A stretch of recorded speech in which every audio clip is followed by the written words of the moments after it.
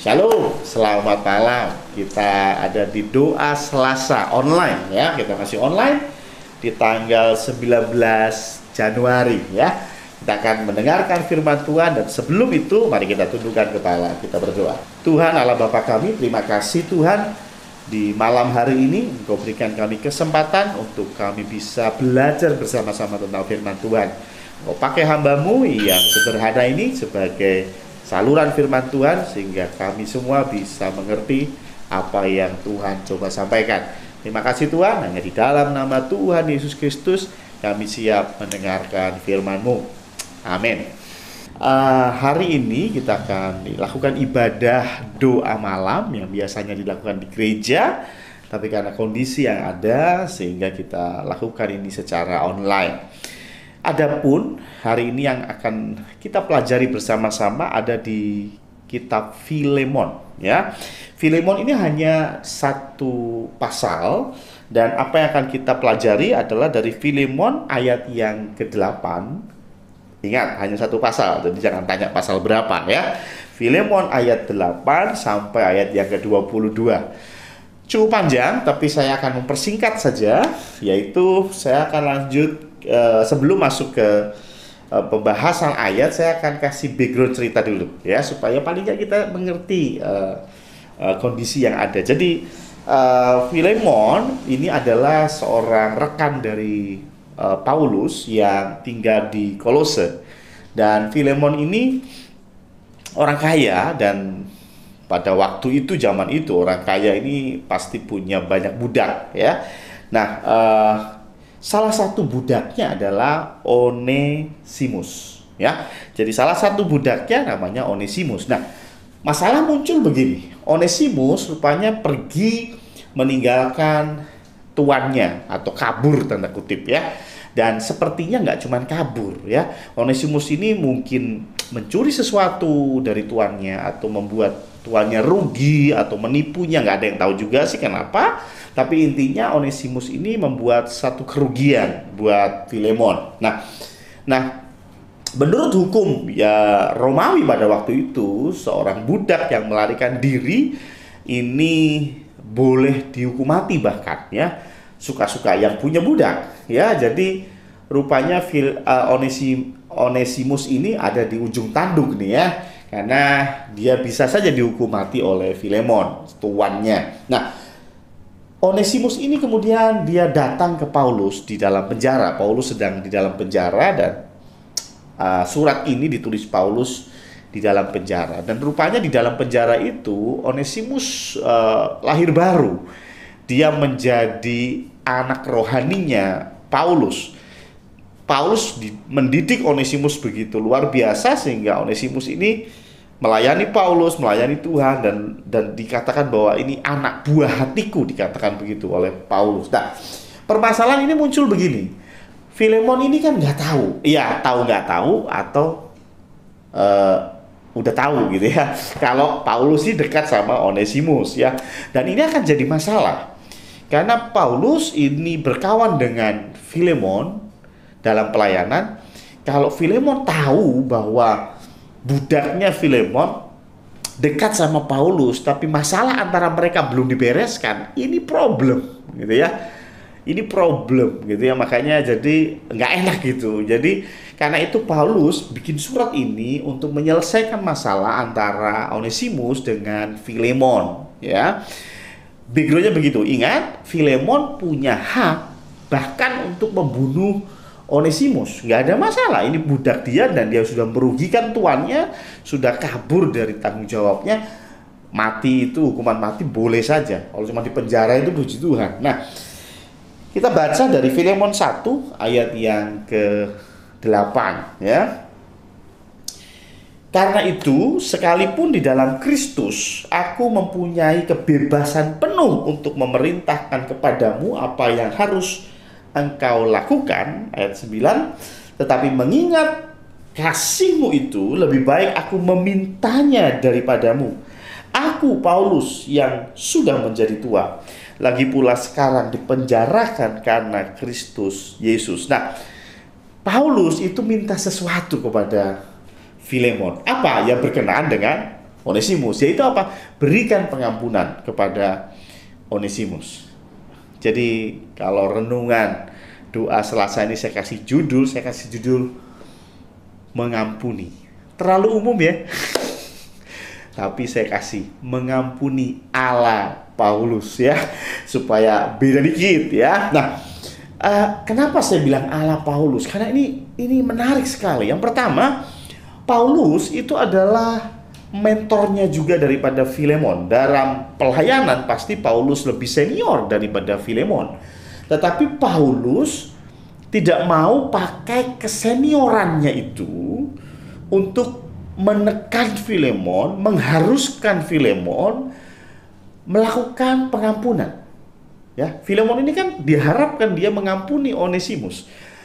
Bahkan di ayat yang pertama berkatakan, ayat 8 berkata demikian. Aku mempunyai kebebasan penuh untuk memerintah kepadamu. Jadi sebetulnya Paulus bisa memerintah, ya. Jadi bisa memerintah. Kalau kita kondisikan di dalam organisasi gereja, Pak Gembala itu punya otoritas, ya, punya kebebasan penuh sebetulnya untuk memerintah kepada tim PAW, kepada PPK, kepada PWK, gitu ya, punya kebebasan penuh. Kenapa? Ya karena dari hierarkinya sudah jelas. Ya, Paulus sebetulnya punya kebebasan penuh untuk memerintah kepada Filemon, tetapi dikatakan bahwa tetapi mengingat kasihmu lebih baik aku memintanya. Ya. Jadi di dalam konsep kita mengampuni terkadang kita lupa konsep ini. Ya.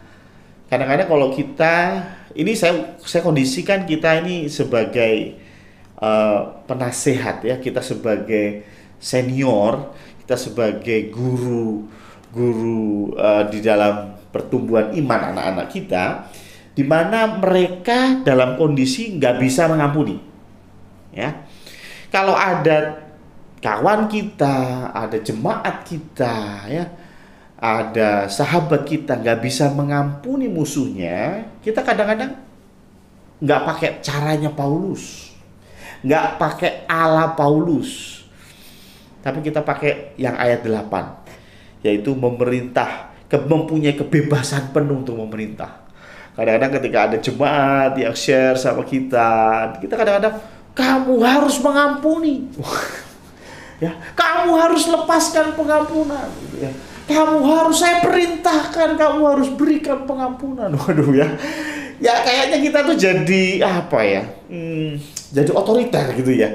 Kita nggak mau tahu perasaan jemaat, kita nggak mau tahu perasaan kawan kita. Pokoknya firman Tuhan bilang bahwa kita harus mengampuni. Maka saya perintahkan kepadamu, engkau harus mengampuni musuhmu. Oke. Itu bukan ala Paulus yang akan kita bahas. Paulus bahkan dia berkata bahwa lebih baik aku memintanya daripadamu. Saya yakin Paulus bisa kutip berbagai macam ayat yang ada di Alkitab yang isinya tentang pengampunan. Bisa, bahkan mungkin Filemon ini akan menjadi kitab yang paling panjang, ya, bukan kitab yang paling pendek, ya. Kitab yang punya ratusan pasal, karena Paulus akan berkuar-kuar bicara tentang pengampunan. Dia kutip banyak ayat dari perjanjian lama sampai perjanjian baru. Tapi enggak itu yang dilakukan oleh Paulus. Paulus bahkan mengatakan dia meminta daripada Filemon. Dia nggak mau maksa Filemon untuk mengampuni Onesimus. Enggak. Dia nggak mau memerintahkan, walaupun sekali lagi itu bisa karena Paulus itu gurunya Filemon, ya, tidak hanya sekedar rekan kerja tapi gurunya Filemon, ya. Tapi sekali lagi kita mau belajar mengampuni ala Paulus, ya. Jangan suruh orang lain mengampuni. Jangan suruh, jangan paksa orang lain mengampuni. Kita harus paham bahwa ada kalanya kita harus meminta mereka mengampuni. Meminta itu dengan lemah lembut. Mereka akan memutuskan mereka mau mengampuni atau enggak. Jangan kita menjadi arogan. dan bilang bahwa kalau kamu tidak mengampuni, keluar dari gereja ini. Waduh, kalau kamu nggak mengampuni, kamu saya pecat dari ketua PRBK. Aduh ya, bukan itu yang Paulus coba ajarkan ya. Tetapi Paulus mau memintanya dengan baik-baik. Ya, meminta dengan baik-baik. Nah, kemudian kita lanjut ke ayat yang ke-16. Apa yang diminta Paulus? Mengampuni, oke. Tapi nggak cuma mengampuni biasa nih, mengampuni spesial. Ya, pengampunan yang Paulus minta daripada Filemon adalah ayat 16. Diampunilah Onesimus, tapi dikatakan bukan lagi sebagai hamba, bukan lagi sebagai budak. Jadi Filemon itu diampuni, tapi jangan ditaruh di posisi yang lama, yaitu budak. Ya, terus jadi apa nih? Ya, melainkan lebih daripada hamba. Wah, Paulus minta lebih daripada hamba, yaitu sebagai saudara yang kekasih. Oh my God. Ya, biasanya kalau ada pasangan pacaran begitu terus sampai putus, ya biasanya oke lah, sudah sakit hatinya sudah hilang, ya sakit hatinya sudah reda, tapi mereka kan bilang ya kita temenan aja gitu ya. Ya nggak bisa pacaran lagi lah ya, tapi kita temenan aja. Jadi downgrade gitu ya. Tadinya pacaran, tapi karena ada satu masalah, diampuni sih diampuni, tapi jadi downgrade gitu ya. Ya downgrade ya. Tadinya pacar, di downgrade kan menjadi kita temenan aja, kita kakak adik aja gitu ya. Nah, begitu juga kalau kita baca di dalam Lukas 15 bagaimana anak bungsu yang pergi, anak bungsu yang kabur dengan mengambil harta warisan orang tuanya, kemudian dia menghamburkan uang habis sampai makan makanan babi. Ketika dia mau pulang ke rumah, dia pikir apa? Saya paling tidak bisa jadi hambanya ayahku. Saya tidak pantas lagi jadi anak. Saya jadi hamba.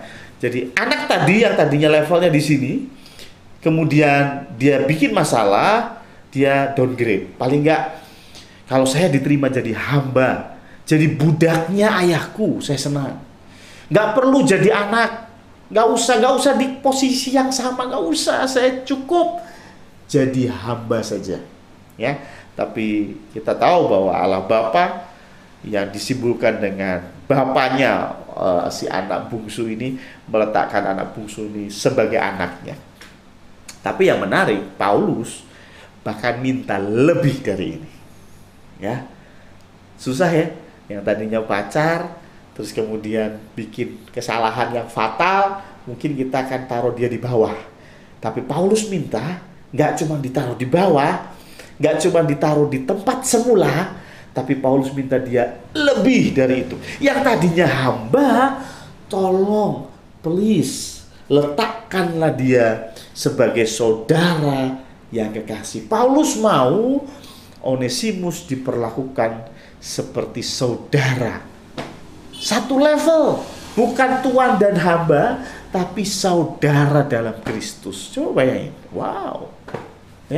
Ya tentu permintaan Paulus ini didasarkan oleh bagaimana Paulus melihat betul Onesimus bertobat, betul-betul berubah, betul-betul dia menyesal apa yang dia sudah lakukan, sehingga Paulus berani bilang begitu.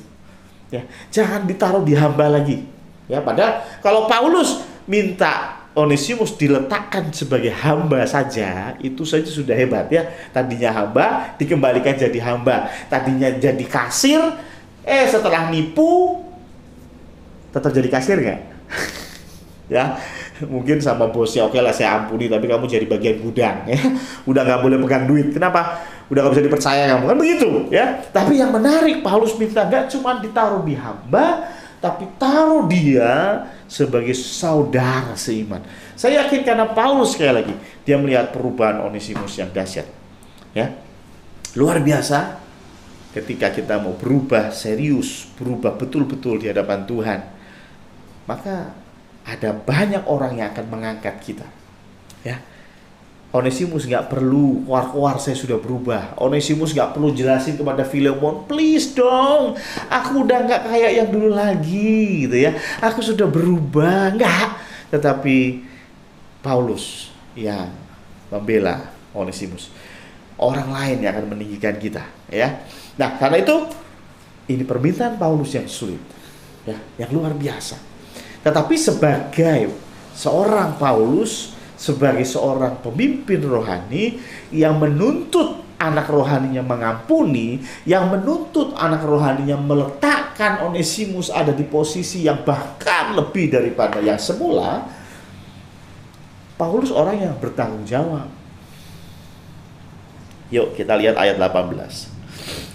Dan kalau dia, maksudnya dia ini Onesimus, dan kalau dia sudah merugikan engkau, kalau Onesimus sudah merugikan Filemon, nggak tahu sih merugikannya berapa dan apa yang sudah dilakukan, nggak tahu. Tapi kalau sudah merugikan engkau ataupun berhutang kepadamu, tanggungkanlah semuanya itu kepadaku. Wah. Tanggungkanlah semuanya itu. Kalau Onesimus pasti punya hutang, sempat bikin kerugian, gue ganti deh, gampangnya begitu bahasa sehari-harinya ya. Tidak banyak pemimpin rohani yang bisa seperti Paulus. Jujur saya juga ketika membaca ayat demi ayat di Filemon ini luar biasa membangun saya, ya. Kadang-kadang kita hanya melihat dari satu sisi. Kita melihat bahwa dendam itu merusak dirimu, karena itu berikan pengampunan. Kita hanya melihat satu sisi. Firman Tuhan bicara berikan pengampunan, hanya dari satu sisi. Kita nggak mau lihat dari sisi Filemon. Filemon sudah rugi besar, dia dirugikan banyak hal. Tapi kita nggak mau tanggung jawab. Seperti Paulus. Paulus mau tanggung jawab. Kalau Onesimus bikin rugi, gue ganti. Pernah nggak kita begitu?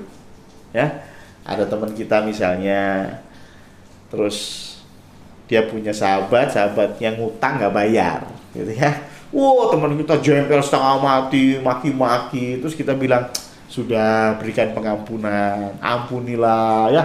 Doainlah supaya temanmu bertobat, sudah berikan pengampunan. Itu doang. Setahu saya juga kebanyakan begitu doang, termasuk saya juga begitu doang. Kalau kita mau belajar mengampuni ala Paulus, kita nggak bilang gitu. Kita bilang bagaimana? Udah ampuni, dia ngutang berapa sih? Gua bayar deh. Nah itu.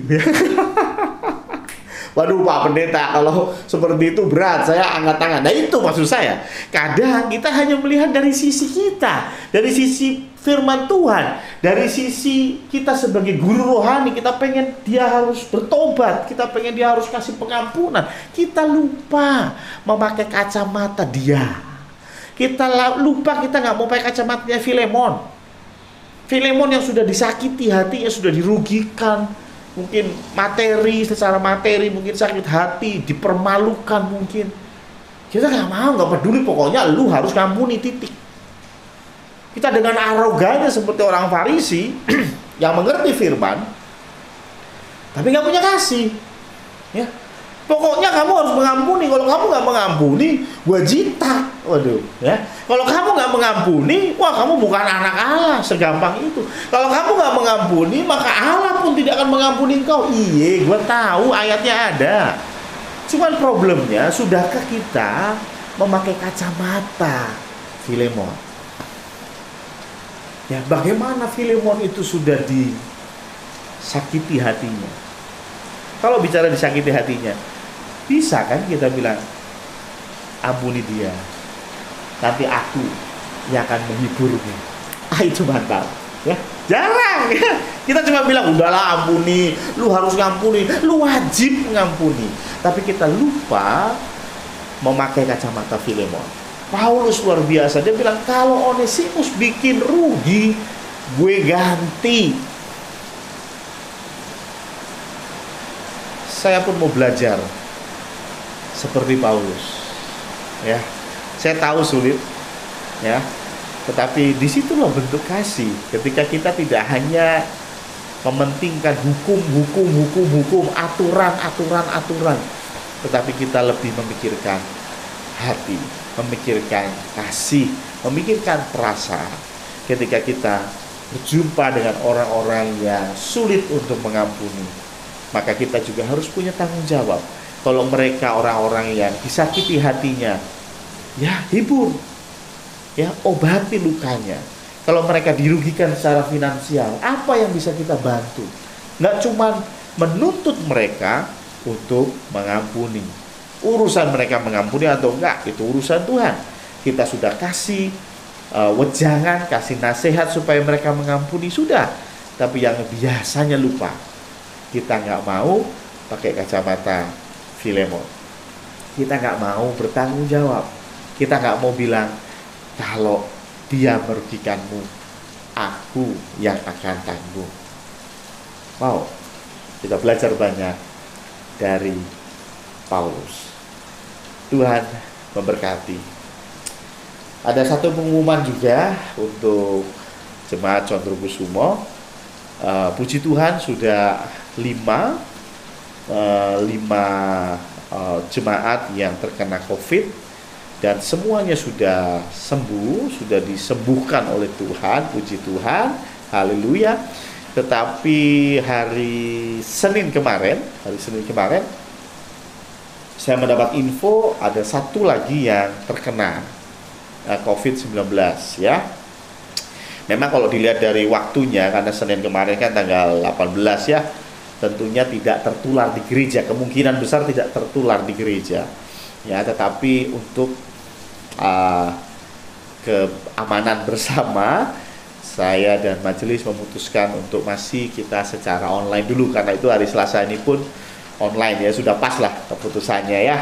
Dan tanggal 24 kita masih online, tanggal 31 nanti kita akan lihat bagaimana perkembangan dari anak kita yang terkena. Tapi puji Tuhan, anak kita ini yang positif, ini tidak ada gejala, semua sehat-sehat saja, tidak ada masalah, dan kita juga harus bersyukur untuk itu. Saya kira itu, dan kita akan bawa untuk dalam doa kita. Dan mari kita tutup mata, kita tundukkan kepala, kita berdoa. Tuhan Allah Bapa kami, terima kasih Tuhan, karena Engkau begitu baik, Engkau luar biasa, Engkau yang membimbing kami walaupun secara online. Biarlah secara online kami tetap bisa bertumbuh di dalam iman, di dalam percaya kepada Engkau. Kami berdoa untuk seorang pemuda yang hari ini kemarin divonis untuk positif COVID. Kami berdoa Tuhan, Engkau yang pulihkan. Engkau sudah pulihkan 5 jemaat Condrokusumo, dan kami yakin dan percaya Engkau pun akan pulihkan pemuda ini. Terima kasih Tuhan, Engkau pakai obat-obatan yang ada, vitamin yang ada, supaya pemuda ini bisa segera pulih. Kami juga berdoa biarlah imannya tidak goyah kepada Tuhan, tetap melihat Tuhan sebagai pusat dari pengharapannya. Kami juga bersyukur untuk Bigel yang sudah bisa pulang dari rumah sakit. Kami juga bersyukur untuk Bu Brenda yang sudah semakin baik. Kami bersyukur untuk Aldo, kami bersyukur untuk Pak Marno. Memang Tuhan izinkan kami ada di tempat-tempat yang tidak nyaman, ada di lembah kekelaman, tetapi kami percaya Engkau tidak pernah meninggalkan kami. Terima kasih Tuhan, terima kasih. Biarlah apa yang kami pelajari pada malam hari ini akan terus bertumbuh, dan pada waktunya nanti kami bisa belajar banyak, kami bisa mengasihi orang lain betul-betul dalam kasih, tidak hanya sebatas aturan saja. Terima kasih Tuhan. Kami berdoa untuk bangsa dan negara ini, kami berdoa untuk Pak Jokowi, Engkau yang terus berikan hikmat. Kami berdoa untuk kondisi COVID yang tentunya masih, kami bersyukur jika ada vaksin yang sudah didistribusikan, Engkau juga yang pakai ini semua sebagai alat pemulihan bagi bangsa ini dan juga bagi dunia. Terima kasih Tuhan, hanya di dalam nama Tuhan Yesus Kristus kami berdoa dan bersyukur. Amin.